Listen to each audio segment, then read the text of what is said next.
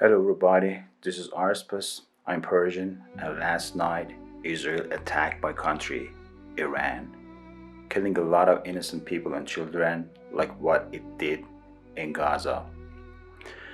I'm recording this video because it may become too late.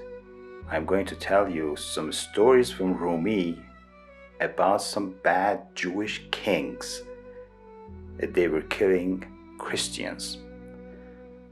I will tell you one story today because it is just the beginning of the war that Israel started. So if you have me subscribed and you didn't see me around, it means that I'm already dead.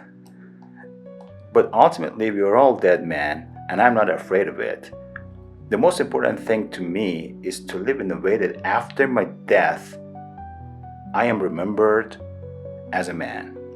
Before I start Rumi's story about some bad Jewish kings and how they behaved in the history, I want to say that Israel started this war. According to the United Nations Charter, Article 51 grant countries the legal right to respond militarily when attacked by another nation.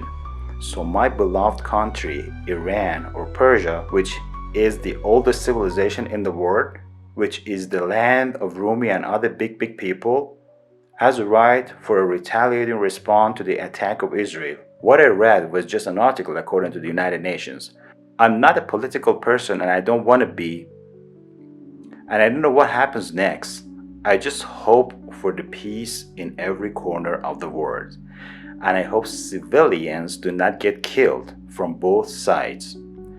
If Iran acts as a retaliation according to the United Nations resolutions, I hope Israel to stop it, or it will increase the escalation of the war in both sides, and nobody is winner in such situations. Both sides will be losers. Before I delve into the stories of Rumi, first I want to have a disclaimer that I'm just reciting poetry and the stories of Rumi. And I do understand there are some good people and devil people in any nation, right? And I do know that there are good Jewish people that they are against the Zionist regime. But maybe it is good for the Western community to know about the history of some bad Jewish kings, to know what they did with Christians and not Muslims. Because we're talking about 800 years ago, and Israel has a history of less than 80 years. There are four stories by Rumi about how some Jewish kings were so devilish, but I will tell you one story today. Because I don't have time for interpretation, because I have to study the whole story verse by verse. There are some poems before and some after, so I just recite it. Some people in the Western countries may think how devilish the Zionist regime can be by doing that kind of genocide in Gaza. But I'm recording this video for the American people because I know the American people have a totally different approach toward the Israeli regime than what the American government has. And most of all, Rumi is the second most sold poetry book in the United States. So American people love Rumi. The first story is about a Jewish king who was killing Christians because of prejudice and hatred. It is from book 1 of Masnavi.